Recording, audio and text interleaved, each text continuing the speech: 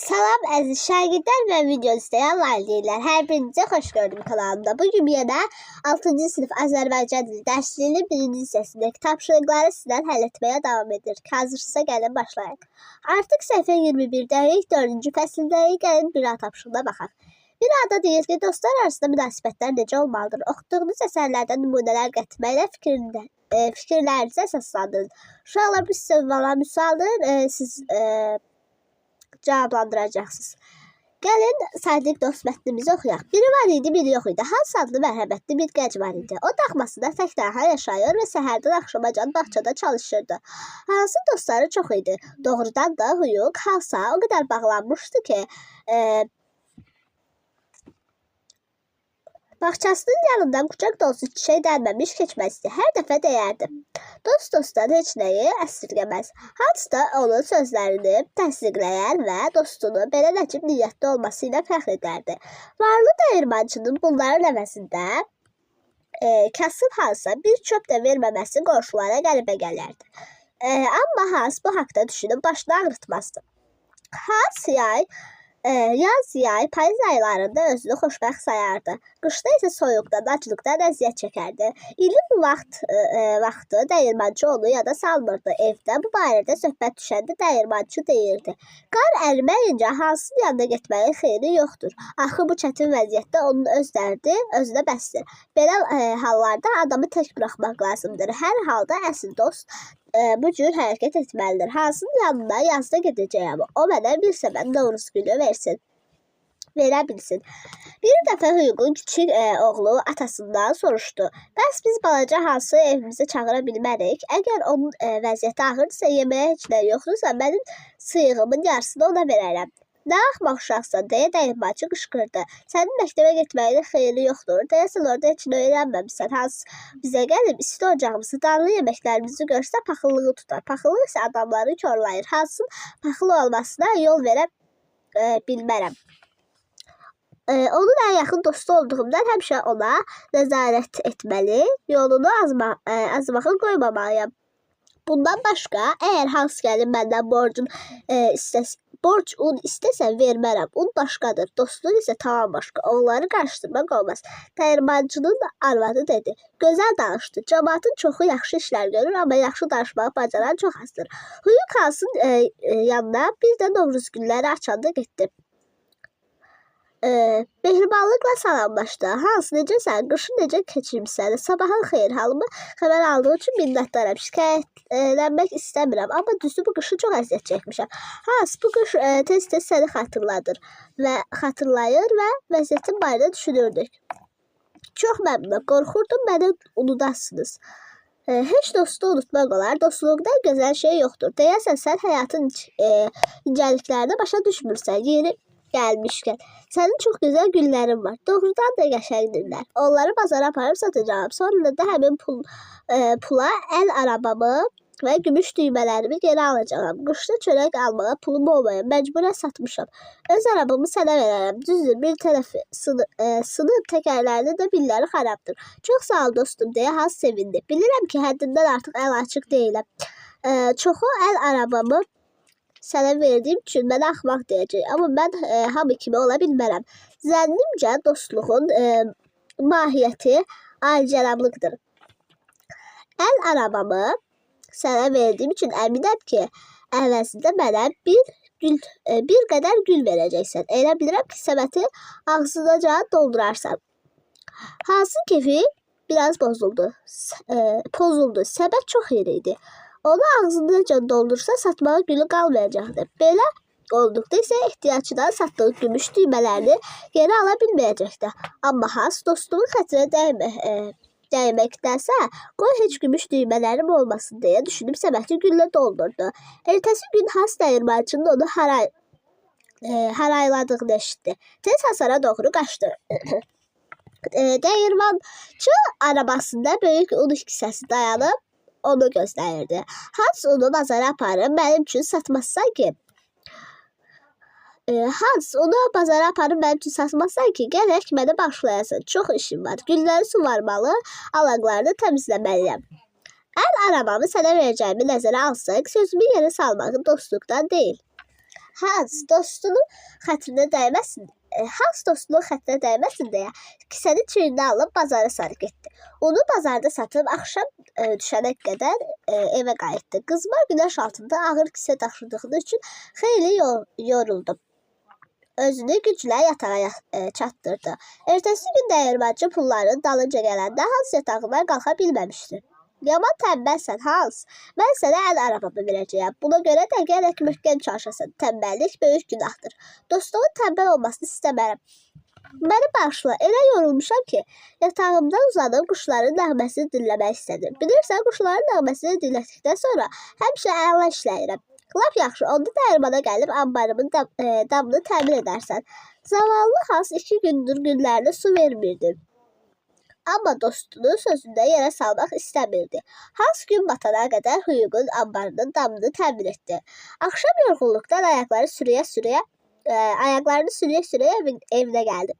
Solmuş günlərinə baxıb kədərləndi. Son vaxtlar onlara qulluq etməyə vaxtı qalmırdı. Bir axşam Hansın qapısı bərkdən döyüldü. Hans qapını açanda Huyuq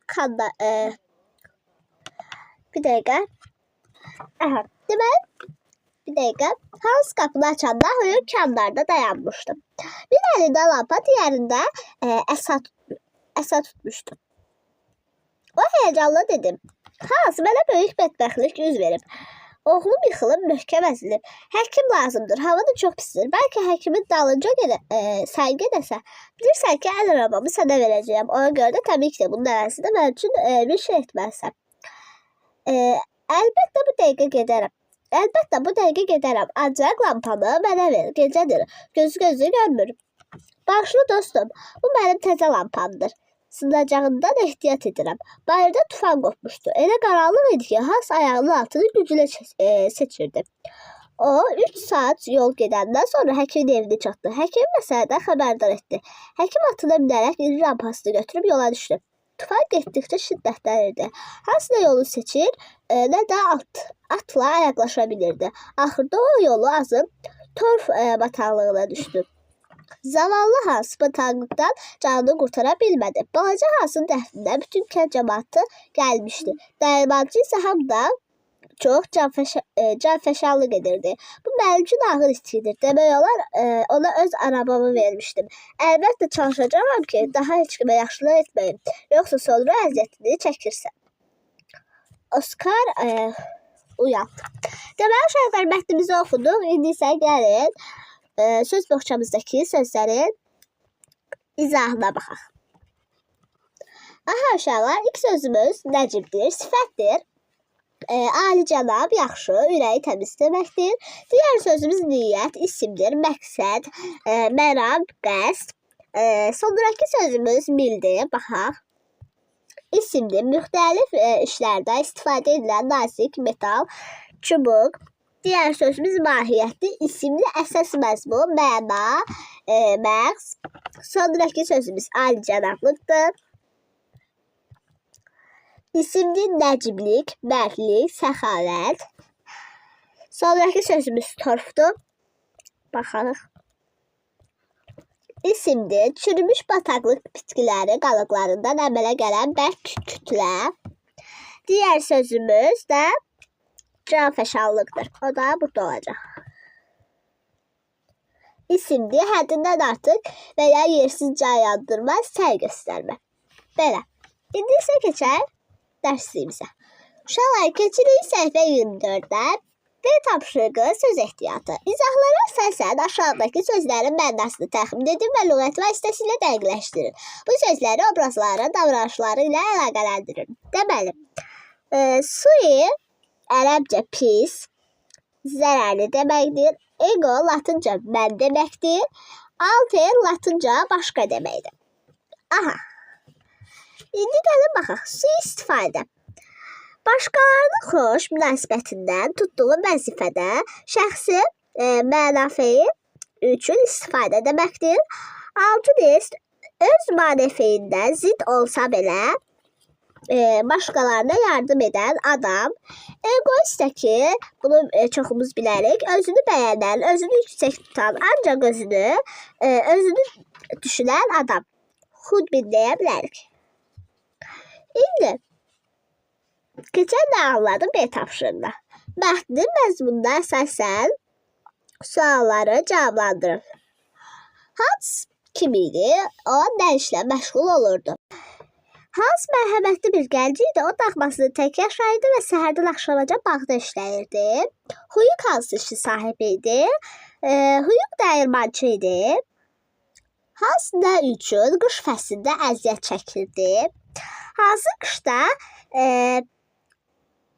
istilənməyə deyə qızınmağa və yeməyə kifayət qədər imkanı olmadığı üçün soyuqdan və acılıqdan əziyyət çəkirdi.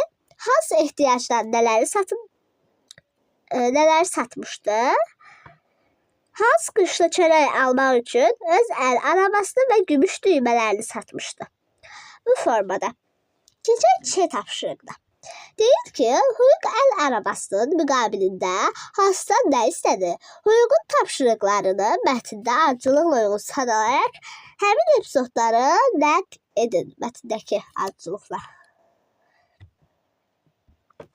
Deməli, Hansın bağçasında bir səbət dolusu güllü istəyir. İkincisi, Hansı un satmağa bazara göndərir. Üçüncüsü də ambarın damını təmin etməyi tapşırır. Dördüncüsü həkimi çağırmaq üçün qonşu kəndə göndərir. Bu formada. Siz nəql edəcəksiniz.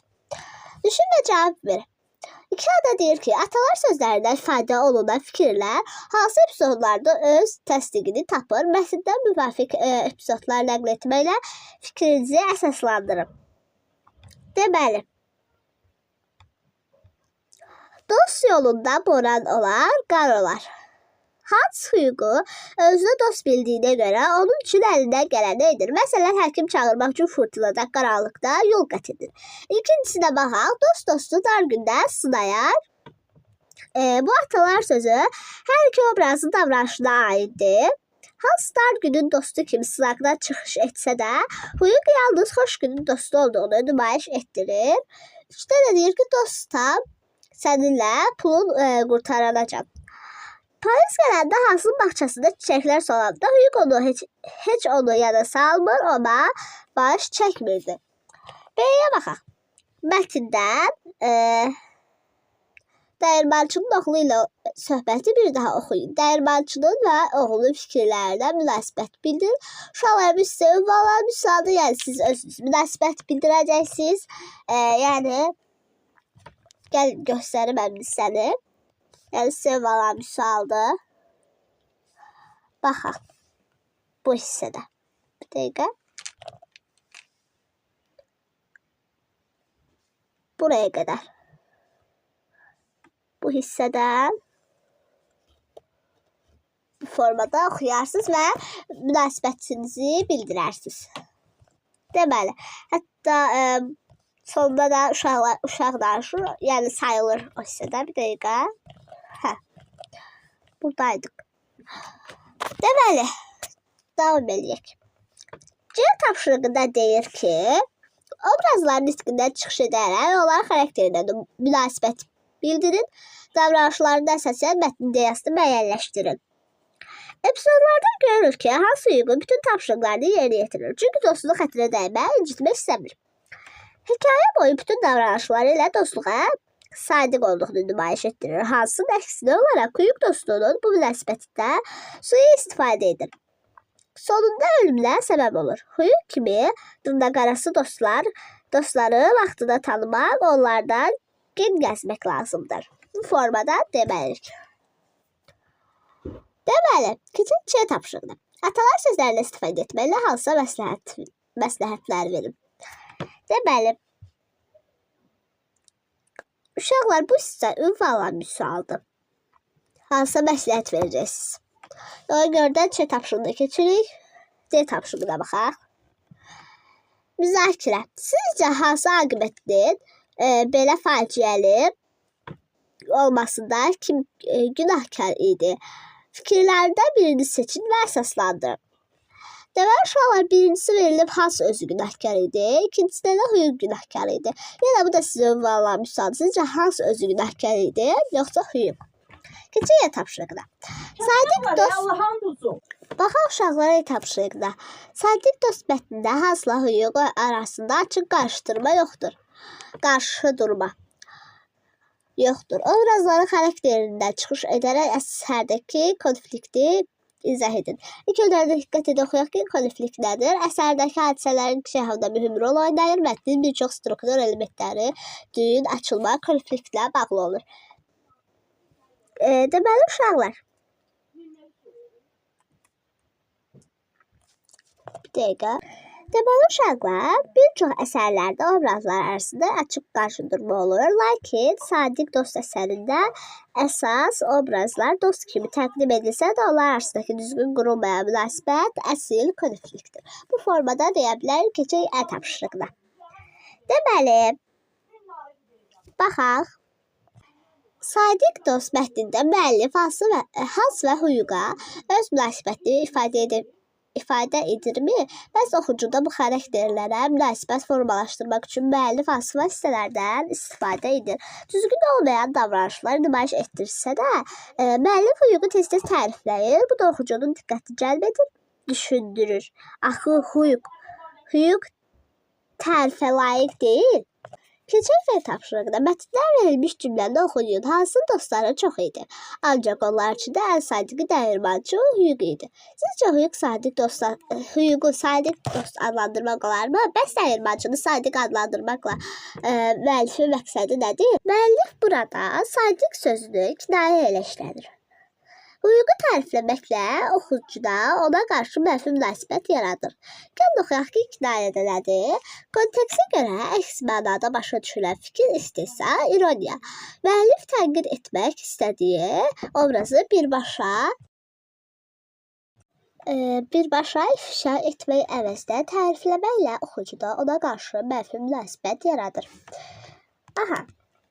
İndi keçək G tapşırıqda cümlələrdəki kinayə ilə müəllif hansı fikri daha təsirli çatdırır? Bu cümlələr sizə hüquq haqqında hansı fikri formalaşdırır? Doğrudan da hüquq hansı o qədər bağlanmışdı ki, bağçasının yanında qucaq dolusu çiçəklərməmiş keçməzdi. Həddindən artıq əli açıq etdiyimi bilirəm. Çoxu əl arabamı sənə verdim cümlələ axmaq deyəcək, amma mən hamı kimi ola bilmərəm. Zənnimcə dostluğun mahiyyəti alicənablıqdır. Bu mənim üçün ağır itkidir. Demək olar ki, ona öz arabamı vermişdim. Əlbəttə çalışacağım ki, daha heç kimə yaxşılıq etməyim, yoxsa sonra əziyyətini çəkirsən. Deməli, uşaqlar, ilk cümləmiz. Cümləsi ilə müəllif hüququn hansı olan dostluq münasibəti deyil, tamahkar olması ifadə edir. Dərməmiş keçməzdi çiçək. İkinci cümləmizdə deyə bilərik ki, hüququ əlaçıq, alicənab adlandıraraq kinayə ilə onun xəsis, egoist olduğunu vurğulayır. Sonra bu mənim üçün ağır itkidir. Demək olar ki, ona öz arabamı vermişdim. Əlbəttə çalışacağım ki, daha heç kimə yaxşılıq etməyim, yoxsa sonra əziyyətini çəkirsən. Bu cümlələrdən də aydın olur ki, hüquq hansı yaxşılıq etdiyini düşünür. Müəllifin istehsası hüququn ümumiyyətlə yaxşılıq məfhumunu anlamadığını, heç kimə yaxşılıq edə bilməyəcəyini vurğulayır. Gəlin tapşırıqda yazı işlə baxaq. Təsəvvür edin ki, Hans həkim dalınca getməyə etiraz edir. Həmin məqamdan etibarən mətnin sonluğunu dəyişməklə yazın. Deməli, uşaqlar, sizə ünvanlanan bir sualdır. Yəni, dəyişib yazarsınız. Çünki necə olardı? Ona görə də keçirik səhifə 26-ya. Söz ortasında yanaşı gələn sabitlərin deyilişi və yazılışı. Hansı sözdə nöqtələrin yerinə hansında M hərfi yazılmalıdır? Burada əlbəttə ki, uşaqlar şənbə, M yox, şənbə. Burada da combine yox, combine. Yadda saxla, M sabitlərdən və gələn N sabitin tələffüzü. Söz ortasında N sabiti M sabitlərindən və gələn M kimi tələffüz olur. Məsələn, sümbül, sümbül. sönməz.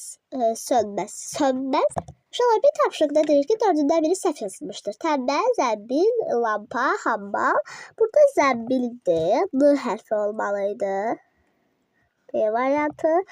Bomba, simfoniya, günbəz, pambıq. Burada günbəz olmalıydı. M hərfi yerinə M hərfi. Üçüncüsüdə də kombinat, çərşənbə, qumbara, məmbə. Üçüncüsüdə də A variantı olmalıydı. Bu formada keçir. Yadda saxlayaq. Qoşa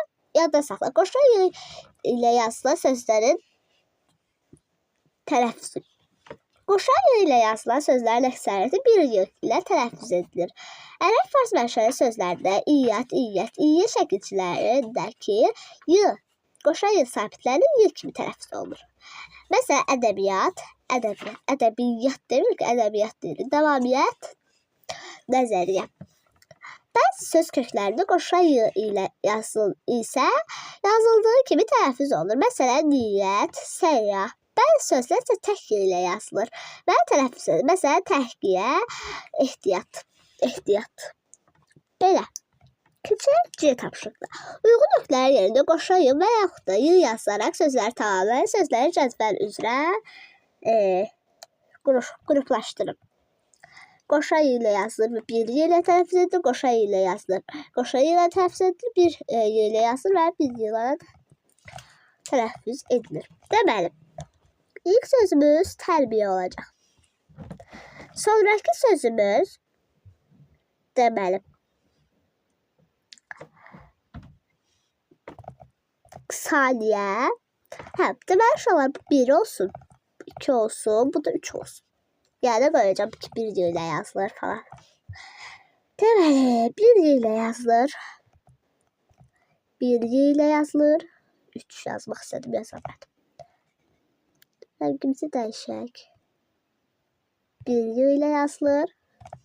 Qabiliyyətdə 2 y olur. Birincisine uyğundur.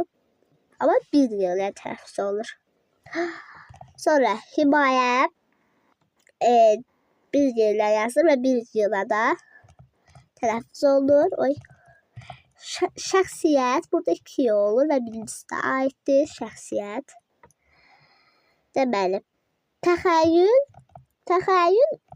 2 y ilə yazılır və 2 y ilə da tələffüz olunur. Məsuliyyətdə 2 yıldır ama 1 yıla tələffüz olunur. Ona görə birincisi aiddir. Tövsiyə üçüncüsünə uyğundur. Xeyri ne yazılıb? Xeyriyə. Burada 2 olacaq. Xeyriyə. Ama 1 yıla tələffüz olur deyə 1 yazılır. Müəyyən. Deməli, müəyyən isə qoşa y ilə yazılır və qoşa y ilə də tələffüz olunur. Təxliyə 1 y ilə tələffüz olunur və 1 y ilə yazılır və 1 y ilə də tələffüz olunur. Bu arada bu ikincisinə uyğun idi. Sonra səyyar olacaq burada. 2 y ilə tələffüz olunur və 2 y ilə də yazılır. Qafiyə də 1 y ilə yazılır. Daha doğrusu üçüncüsü 1 y ilə yazılır və 1 y ilə də tələffüz olunur. Şeydə deyir ki, cümlələrdə səhv yazılmış sözləri müəyyən edib orfoqrafik normalara uyğun yazın. Əkinci saxladığın toxumluq buğdanı ambara yığdı. Bu cümlədə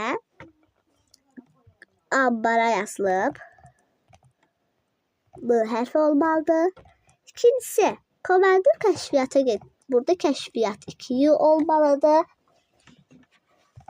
Üçüncüsündə də gelin oxuyaq cümləmizi. Komandir kəşfiyyatı gələcəklərində xəbər verdi. Qardaşımla mən anama ad günü hədiyyəsi seçdim. Burada da 2 y olmalıydı. Belə.